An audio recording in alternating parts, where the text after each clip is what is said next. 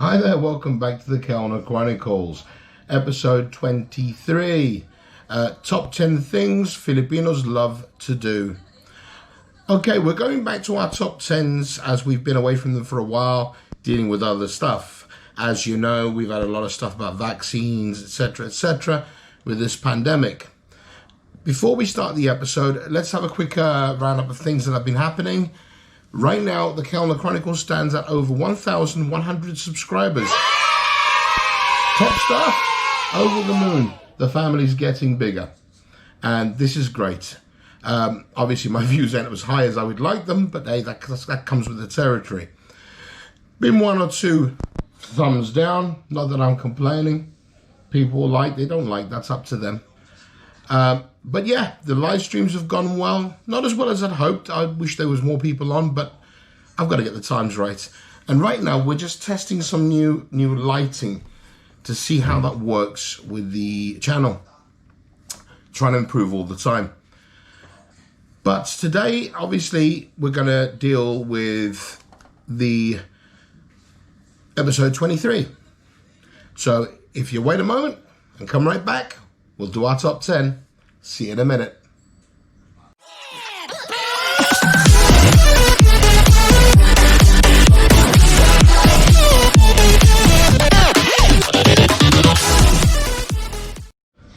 Welcome back to episode 23. Top 10 things Filipinos love to do. Okay, now the new lighting, you may all want to smash your phones after seeing this. I don't know. But we're going to start anyway. Okay, Filipinos are very unique individuals. They're a lovely bunch of people. But they have their quirks as well, same as us. So we're going to go through 10 of them right now. At number 10, video key. Everyone in the Philippines loves video key, no matter where they are, whether it's city, province, or otherwise. And usually on a Sunday, you can hear them hashing it out with a microphone. Whether they can sing or not is another thing, but it is hilarious to watch. You get some amazing singers, really amazing singers, and then you get somewhere even the angels cry if you're religious. So yeah, that's a big one for them. And you'll see it all the time. Moving on to number 9. The Filipinos love to text message a lot. SMS texts, FB Messenger, and Viber, and whatever other platform there is to message. Filipinos love to do it. In fact, I believe the Philippines holds the world record in amounts of SMS messages or text messages sent in any one year. They really do go to town on sending messages. What can I tell you? That's where it works. But you'll always see them on their phones. Okay, at number 8, gambling. Filipinos love to gamble. However, this comes at a warning. If you're a foreigner, I would not advise you to gamble with them. These guys know what they're doing, and they will get very upset if a foreigner wins against them. It's a matter of pride. Okay, this is a big deal for them. And unless you're prepared to lose more than what you have, I wouldn't gamble. I certainly don't. If they want to play cards or whatever, leave them to it. I don't mind playing for fun, but I certainly won't play for money. I'll be fleeced.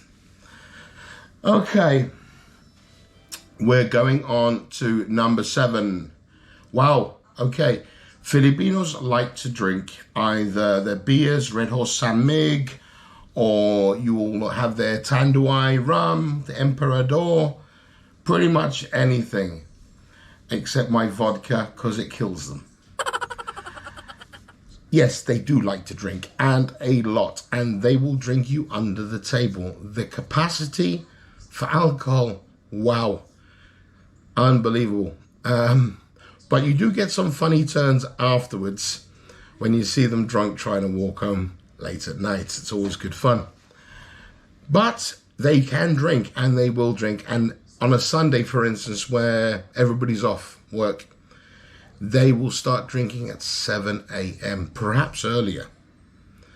My wife's store sells beer very early in the morning. What time does it normally sell, babe? We open at 5 o'clock. And what time's the first beer sales, more or less?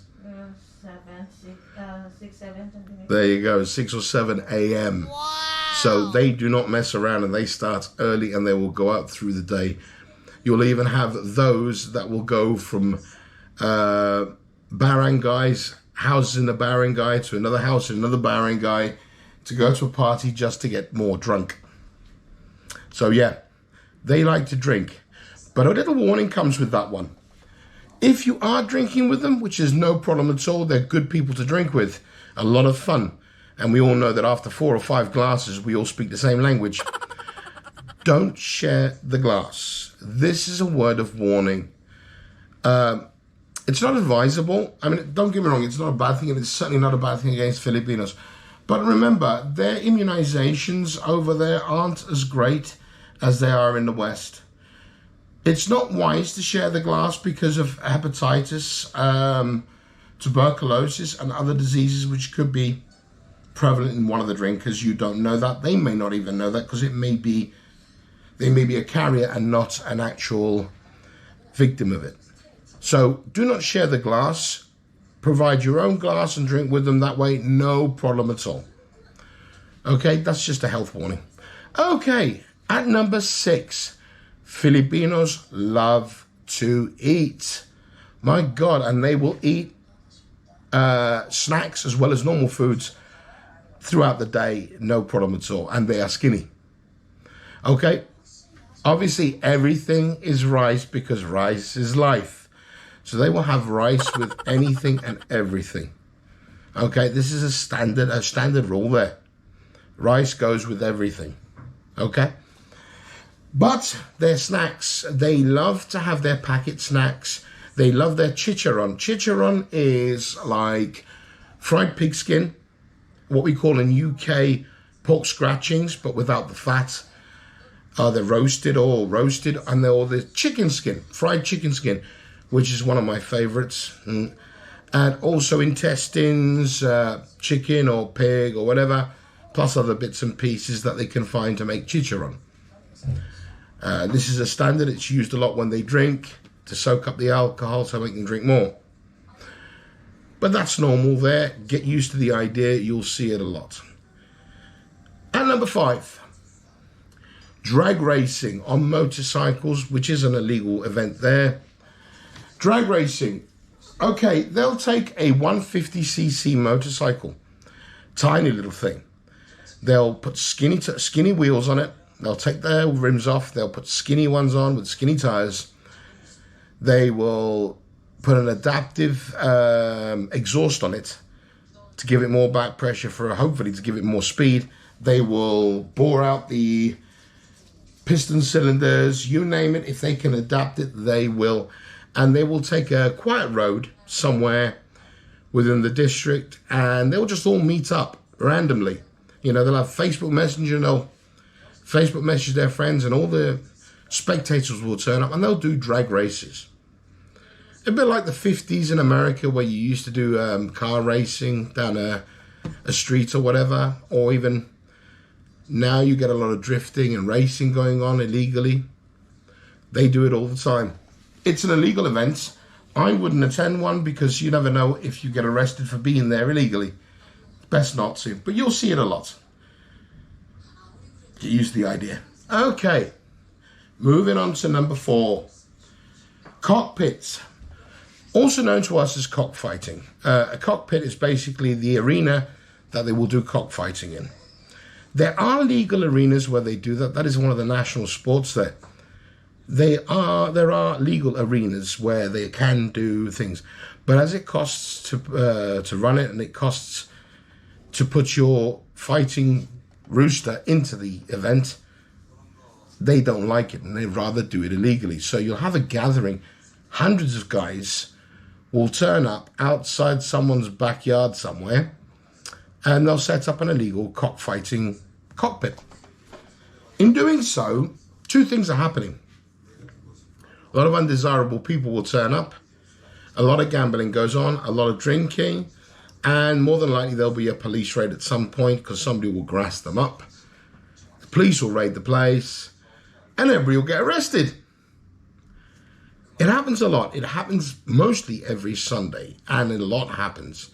Most guys who are involved in this have their own fighting roosters. They'll breed them themselves and train them themselves. This is tasteless, in bad taste for most of us Westerners. I certainly don't like it. I certainly won't go see one. For me, it's akin to dog baiting or bullfighting. I don't see the need to fight two roosters against each other for money. Good enough that we've got boxing. That's fine with me. I'm not knocking the Filipinos. It is part of their culture, but it's not part of mine. And I won't attend, just on that principle alone. But leave them to it. But just so you know. Okay. At number 3, Filipinos like mobile games. And the biggest one was Mobile Legends, ML as it's called. They will play that for hours and hours and hours without cessation, sorry. They won't stop. And it's caused a lot of problems in marriages, in relationships, in work, in God knows what. People get so addicted to it that even President Duterte was trying to get it banned. He's now stopped, but he was trying to get ML banned, Mobile Legends. It's sad really because we can all be addicted to a game at some point, but to be that addicted where you can't see what's happening within your family, that's bad stuff. And obviously the president thought it was a wise idea to get rid of it. I don't know how wise. We've even seen TV shows like Rafi Turfo, who's a great defender of the people, a great helper of the poor, a great fixer of problems for both Filipinos and foreigners, and then ends up where he's even had to deal with family problems regarding this ML game. So it tells you a lot. Expect to see that. At number 2, Filipinos love to have a good time, especially with their families. And Sunday is family beach day on a good day. If they're not at somebody's house drinking, especially our family, we will go down to one of the local beaches. We'll rent out a couple of cabanas, beach huts. We'll take our food down. We'll cook our food there at the barbecues. Or we'll take down salads and pre-cooked foods, and we'll have made the day before. And we'll buy drinks, and we will have a blast. The kids will go swimming. We'll all go swimming. We'll drink, and we'll eat until we're tired, and then we'll go home. And it's a great day out. It's one of my favorite things to do, especially when the shark is in the water. Shh. Don't mention the shark. I love to swim.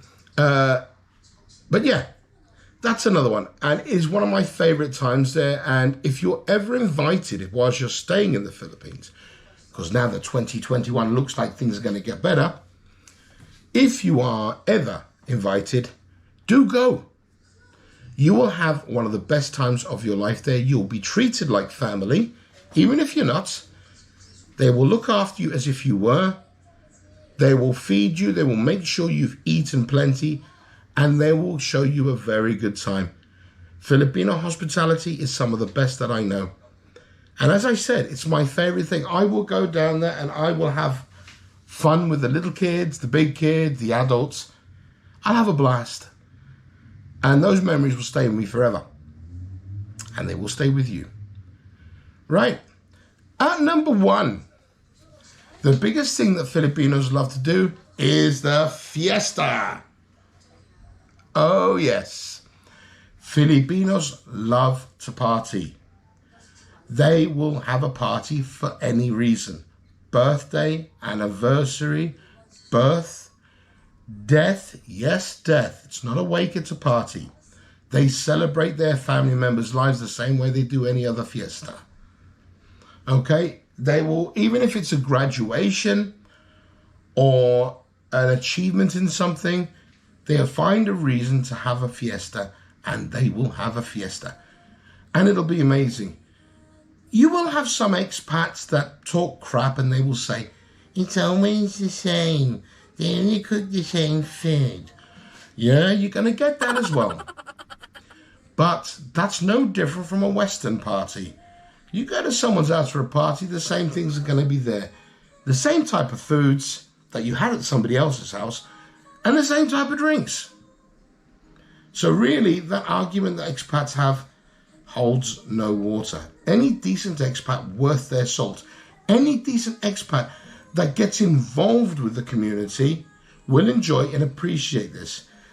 Now, to go along with this, I'm going to push someone's channel, only because I've been watching him recently and he has really impressed me. Inspirational and really good. There's a fellow he's a Canadian lad. He's in hospital at the moment. I hope he gets better soon. He's had a nasty accident. His channel's called Becoming Filipino. Sorry, but his name escapes me at the moment in time. And he does really, really good. He blends in with the community. Other expats could learn from that. But that's another story.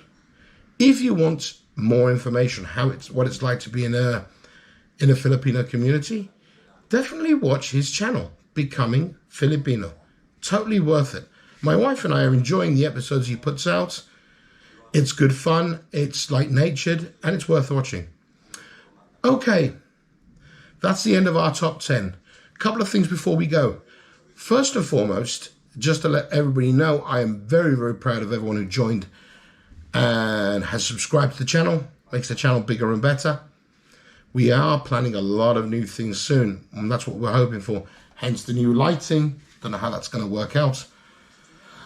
We are trying to expand the channel, or we will be expanding the channel as soon as possible.